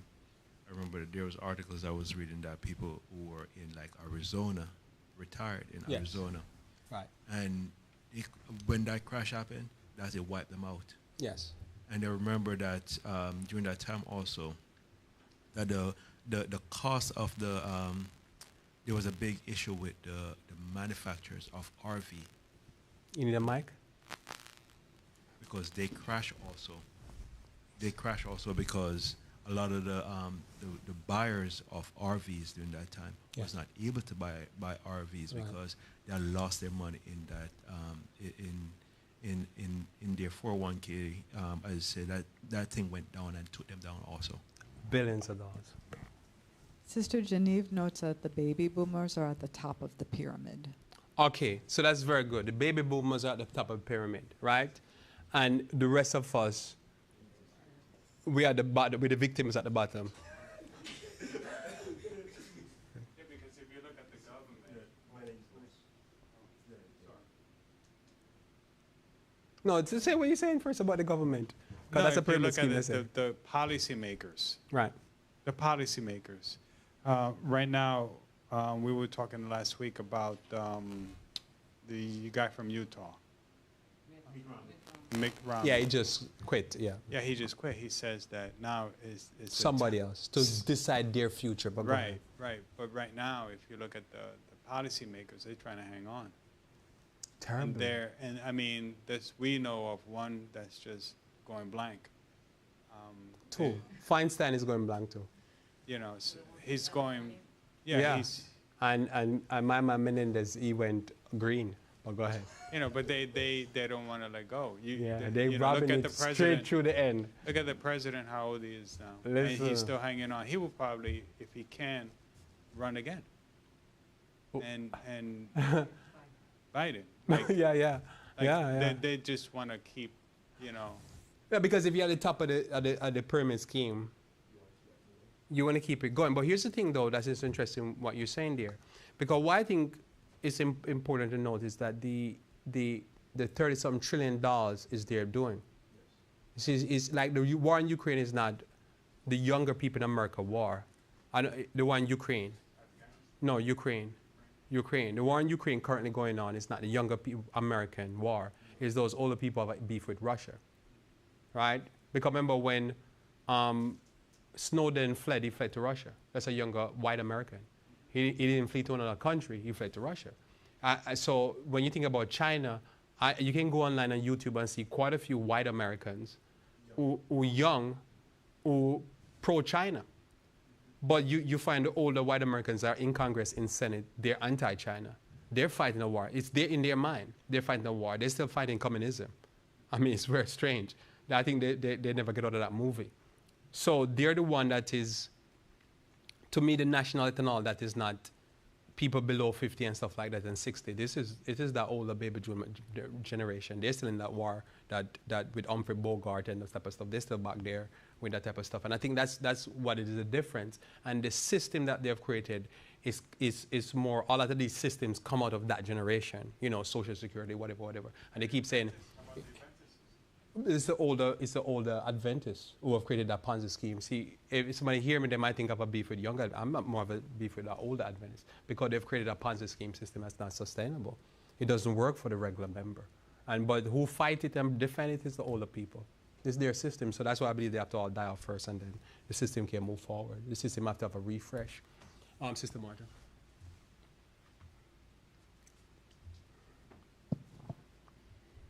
I was just going to agree with what Sister Genevieve said, that the older ones usually are at the very top of the Ponzi scheme or of the pyramid. I won't call it a Ponzi scheme. Because that's illegal, right? But they are at the top of the pyramid because what happens is that you also have to understand that there is more wealth up there, and therefore it's easier for somebody that has 40,000 or 4,000 and is just starting to lose than for somebody that is, for example, like 400,000 or even 4 million, or 40 4 million. Yeah, like yeah, it's those. You know, they are on the top, so they have a different system. They work with a different system. They work with different individuals. So I like I'm sure if you see. Oh, sorry for a second. Tomorrow, just give me 15 minutes if you don't mind on the clock. If you see, like, if you have an account with Chase, She gonna tell me that she did it already. That's what she's saying. She's saying she did it already. Okay, but keep going. I'm not even gonna look to my so left. if you have an account with Chase, right, if you have a certain level of money, then Yeah, you get your concierge. own Concierge private service. right? Yeah. So now that person, it's going to get the red carpet treatment. It's going to be like, hey, listen, don't invest in this because they have, well, I'm not going to say they have Yeah, you're a gonna wealth of information that you and I may not have. Yeah, yeah. And So this thing. So you become the sacrificial lamb because you're at the bottom of the pyramid. So therefore, it's okay if your saving gets wiped out, but we cannot allow for the $4 million client or even $40 million client to lose his savings. You know, so it is a pyramid scheme that goes on in Yeah, not they'll just defend the system more. correct and Because they get in the benefits. in the 401ks or whatever it may be, because this wasn't something that was around like in the 60s or the 70s. You know, it was, the point was that most companies had a pension. Most companies would say, like, you work 20, like we can go down the line, AT&T, you know, or Bell, all of those, and they had. You know, pensions. I was just watching an interview this week, and there's this formula that I'm familiar with, and they brought in the person and said, oh, the person last name, and they said he's the one that invented the formula, and I'm like, wait a minute, this thing is not that old.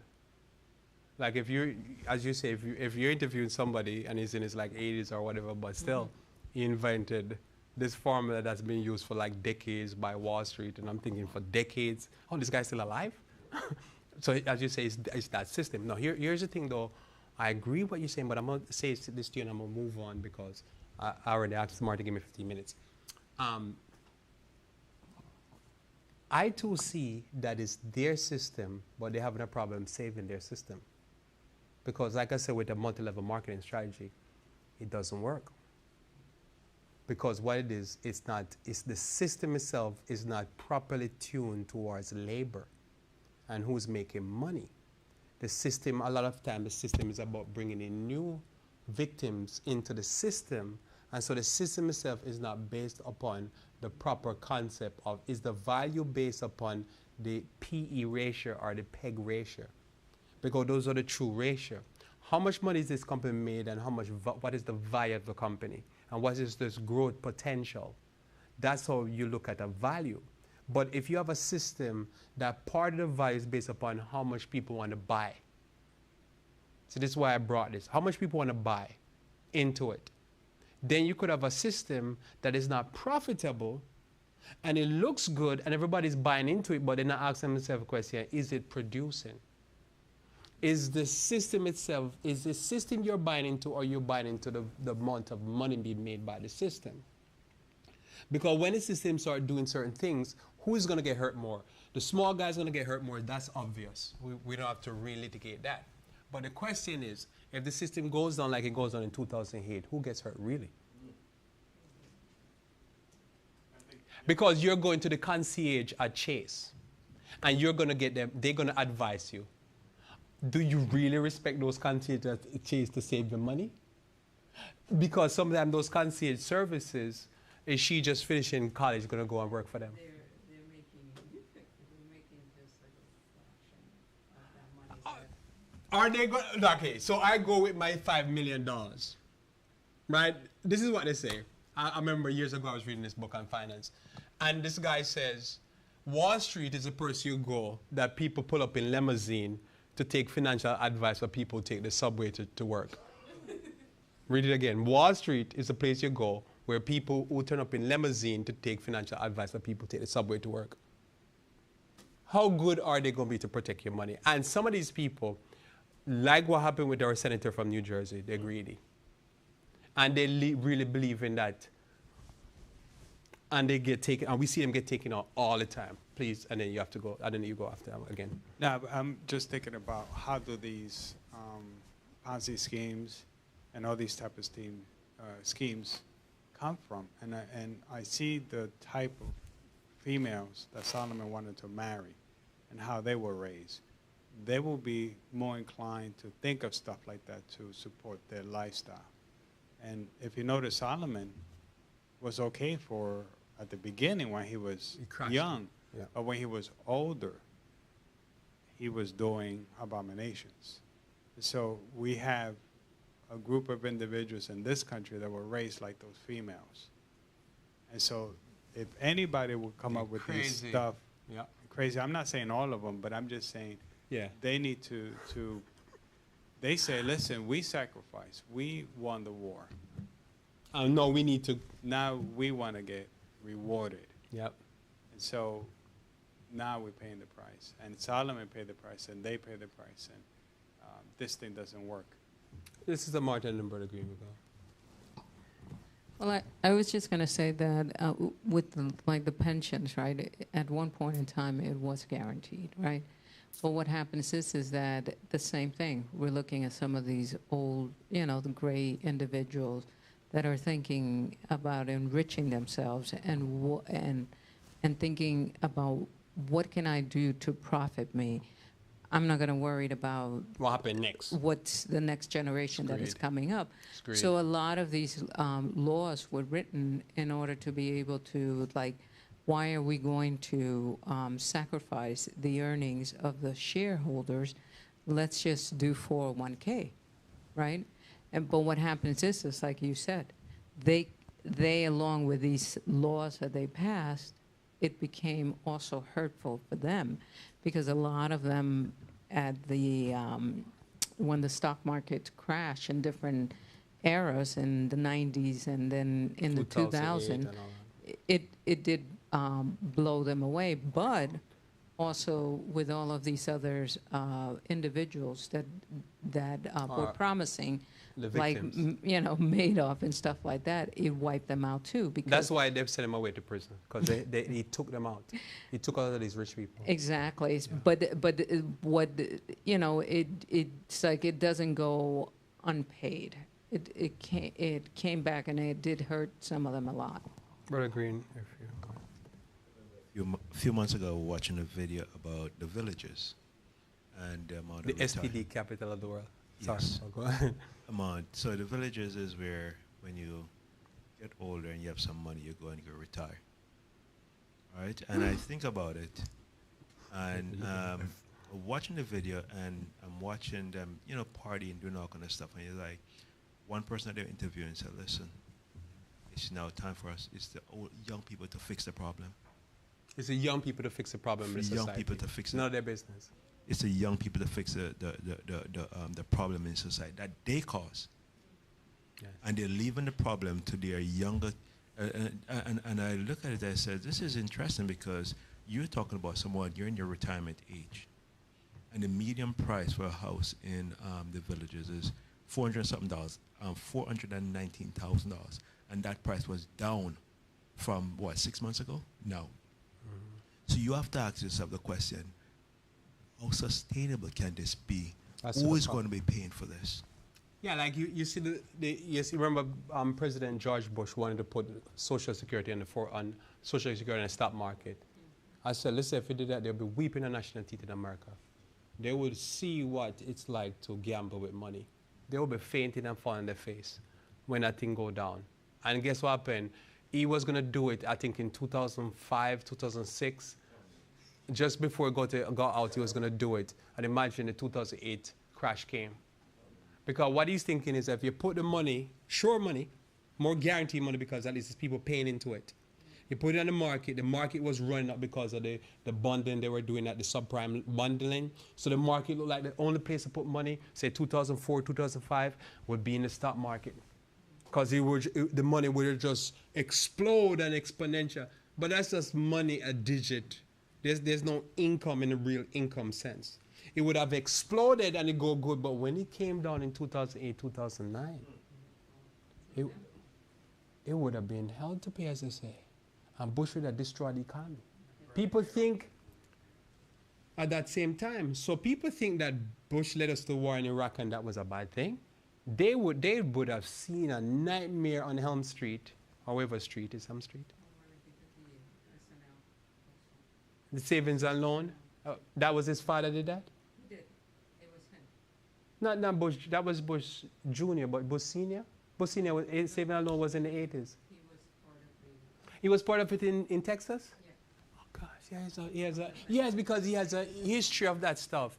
They think that they're gambling, and they're gamblers, and that's what I'm saying. When you look at some of what's going on in society with the car price and the house price, it's gambling.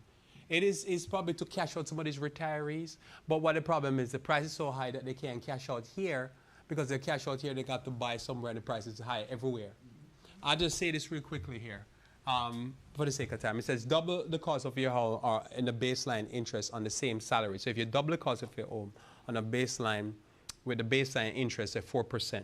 So $100,000 home income, $100,000 income, and a $300,000 home, the monthly price, which 30% of your income, that's normally the best way to do mortgages, 30% of your income, no higher.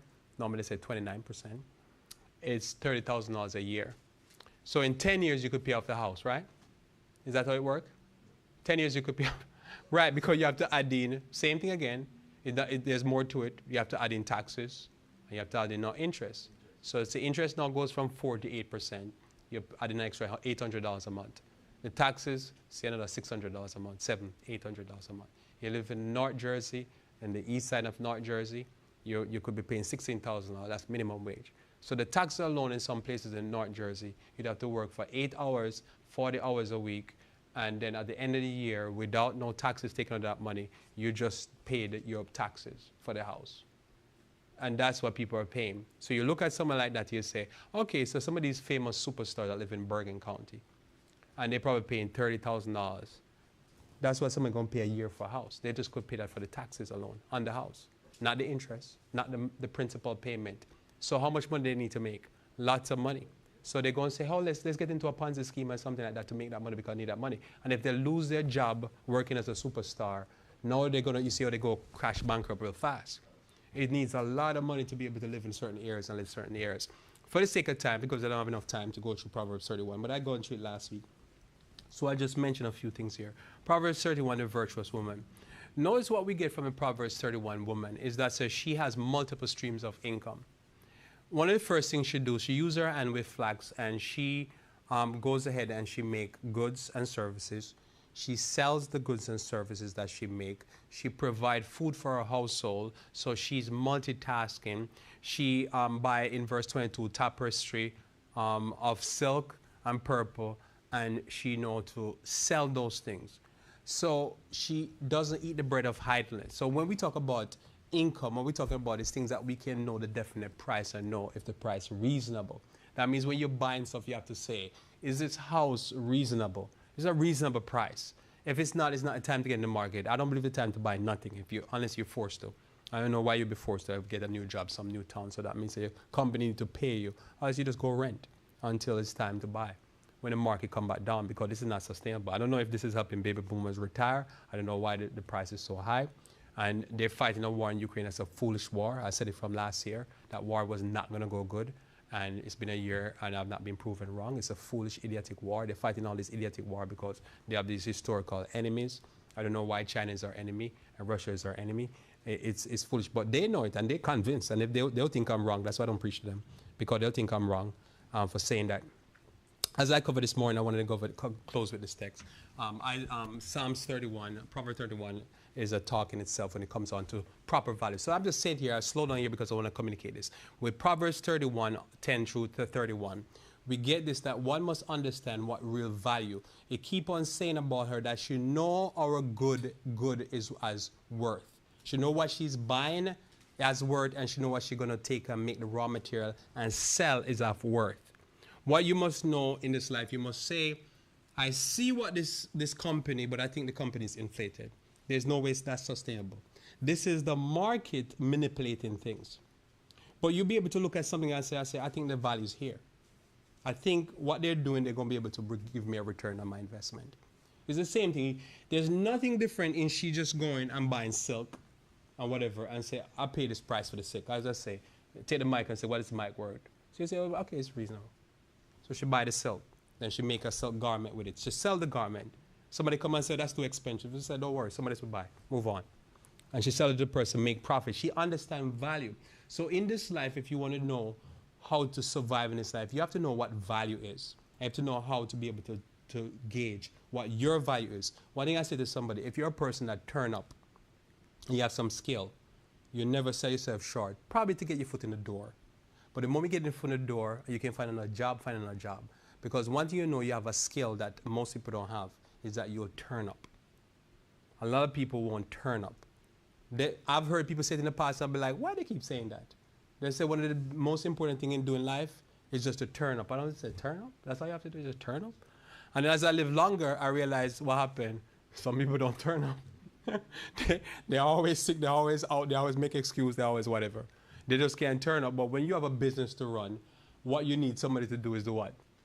Turn up. Because today business have to open and you have to show up. Let's say if somebody don't show up, the business can't run. So if you don't say, you must know, number one, you must know to see value and know when something is undervalued, probably it's a steal, so probably you need to buy it, or when it's overvalued, or when it's valued to you. Because you could pay something, and as I say, you pay for the mic, and the mic worth $100, and you worth $200, and I said, this mic here is value to me. Somebody's not going to understand the value, but you understand the value, and the company might understand that there's people like you out there that know the value. But you have to be able to know this is value, might be value to somebody else. As I said, I was talking about the sneakers earlier, $200 sneakers. Might be if you have knee problems, you need to buy $200 sneakers. I don't have knee problem yet, so I don't need that $200 sneakers. But I'm not going to say this sneaker have no value. It's just not no value to me.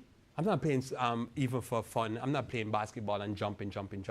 But if you're jumping, you better know, look at your parents. I'll give you an example. Look at your parents, and you see your parents walking like this. And you're playing basketball, you better buy the $200 sneakers. Why are you buying the $200 sneakers? But why are you buying the $200 sneakers? You see your parents walking like this. You have that genes, you're susceptible to go down the road. So you might say, man, you better buy the $200 sneakers. For you, it has value. For me, it don't have no value. Because I remember my parents hopping about.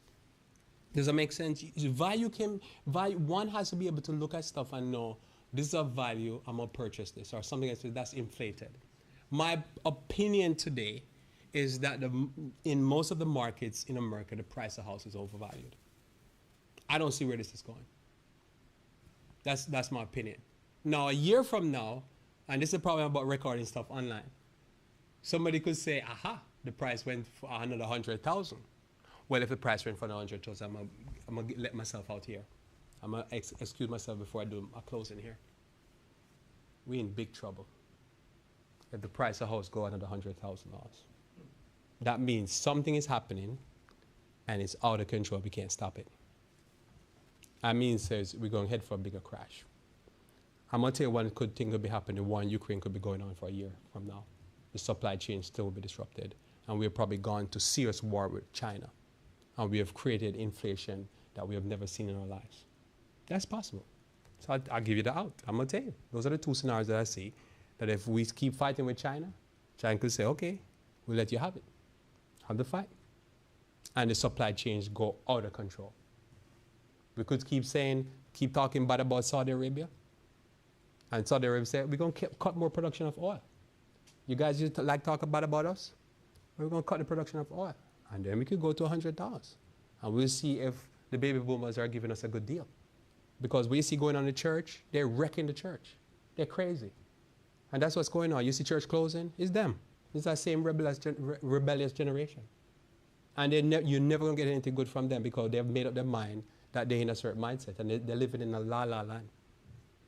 Isaiah chapter 58 to close here. Isaiah 58 verse 10. We had read this morning, but I want to go back here again because we must understand true value and understand that I would tell you that you could buy a house right now, but how would we buy a house right now? I'd buy it either two-way. I'll get a house either two-way. I could do a house right now and I could be profitable. How? Verse 12, because I already covered verse 8, 10, and 11. And they that shall be of thee shall build the old waste places. Thou shalt raise up the foundation of many generations, and thou shalt be called the repair of the breach, the restorer of the paths to dwell in. We want to follow people who, they might be the baby boomers, but they take care of business. I always say to Brother Green that Charlie Munger and Warren Buffett running circles around me and him, and they're running circles around me and him from out of a nursing home. All right, and one thing they're good at, they don't worry about what the market is doing, what's doing. They're just looking for value. They're looking for something that they can tell. I look at this company, what they're doing. I see what it's doing here, and I think this company is going somewhere. I want in. And I want in at any price because this company is going somewhere. Mm-hmm. That's value. So you could look at it, you could say, somebody look at a house and they say, no, they want a house where everything is done. Right now, if I was going to do a house, I want a house where nothing is done. The house is almost falling apart. I just want to make sure that the structure is good and the basement is good. That's it. I don't care about nothing else. Everything else is aesthetic. For somebody to look at it and say, Lord, well, that look like rats all over the place. As long as it's not termites, I don't care. The basement can keep dry, it's good. And there's ways. After years with Brother Green, I've found out that there's ways you can take care of even the basement that's porous, right? There's lots of ways. And you get a house like that now, I don't care what the market is, because what happens, you're going to put in some sweat equity, you're going to use your brain, you're going to fix that house up, and you're going to get a house that end up, somebody going to say, you know what, Pen, I want to buy it off you, because you do all the work. You just have to be able to look at stuff that's nothing going on and say, I'm going to make something of it. And then you have to watch the people that are probably older, but they've been in the game for a while, and they're not crazy talking about putting the Social Security on the stock market. Those are people who are doing good, because there's those in that generation that I always had respect for, because they're there and they're surviving and they're not playing the fool's game down there in, what the place called? The villages? Those were some simpletons.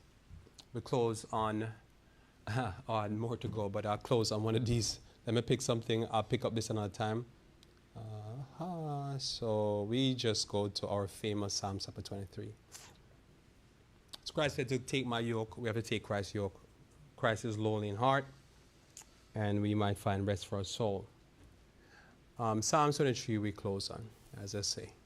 If you ever listen to me here, there's things I say that I might want to edit, but I don't edit them. I'm just giving to away, I think. Sometimes I don't think as extreme as I say it, but I'm just saying we see some terrible. I'm just saying because sometimes some older people watching us, and I don't want to always offend, but I just think the way they're running the country right now, we have people like Dianne Feinstein and Mitch McConnell and stuff like that. It's unbelievable to see older people do this type of damage to our country. It's terrible. But we see them in the church. That's why I have a problem with it. It's like, so I listen to the General Conference president, and I think it's like he's talking as if the church is perfect and is ready to go for translation. It's amazing. Psalm 23 verse 1 says, the Lord is my shepherd, I shall not want. He maketh me to lie down in green pastures. He leadeth me beside still waters, plural. So if you hear me talking about this, and I talk about reality, because my intention as I stand before you here is to lead you to an experience where you have a better experience no matter what's going on in all areas of your life, not just for health and for Bible, finance, everything. We talk about it all year. He restored my soul. He leadeth me in the paths of righteousness for his name's sake. Righteousness is right doing. Always is and always will be. You need to know what the right thing to do in all situations. No matter how bad things are, you'll never hear me preaching here that you can't do better. You always do better than the average person in everything in life. As I said, when you were with us with COVID, I make sure that says none of you need to go in the hospital. If you do go in the hospital, you need to stay there. You need to get out. You need to survive. You always do better by true pastoral work. Yea, though I walk through the valley of the shadow of death, I will fear zero evil. For thou art with me, thy rod and thy staff, they comfort me. So it's always our intention. This is what we try to do here. This is what we've been doing here all year. We want to make sure that if there's financial downturn, if there's financial upturn, you always must do better. You should do better, because that's the business we're in, because that's the business God is in. That's why we study the Bible. Thou preparest a table before me in the presence of mine enemies, plural. Thou anointest my head with oil, my cup runneth over. We always should do better than the average person, no matter what's happening in this life. That's the aim of church, true religion. Surely, guaranteed, this is definite, goodness and mercy shall follow me all the days of my life, and I will dwell in the house of the Lord forever. We serve the Lord. We go to church. We believe in the Lord. God has been good to us. God has blessed us. God has kept us.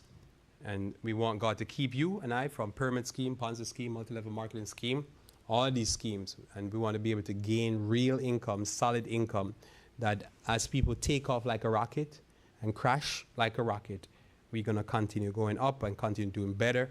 I pray, God, that God may continue to bless you. I know you've been doing well for yourself, and I want you to do even better. So Tamara is going to come and sing a song for us to close, and then Elder Jose will pray for us. May God bless you. Thanks for joining with us here at Covenant Advent Church. Looking forward to talking to you again next week or the following week. Oh, there's a poll. God bless you.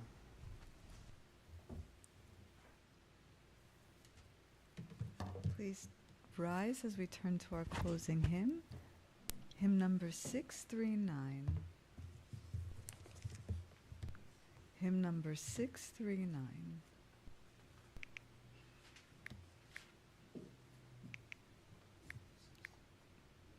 Hymn 639.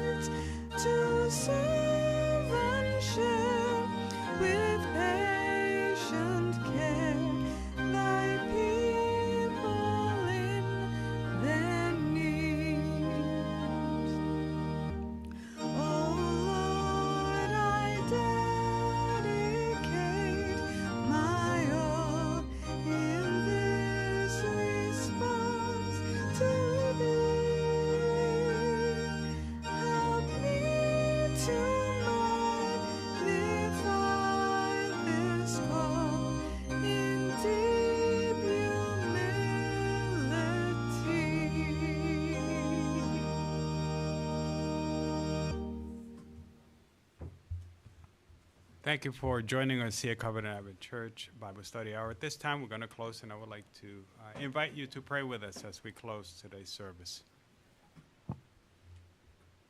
Dear Heavenly Father, we thank you, dear Lord, for the precious moments that you give to us in this day.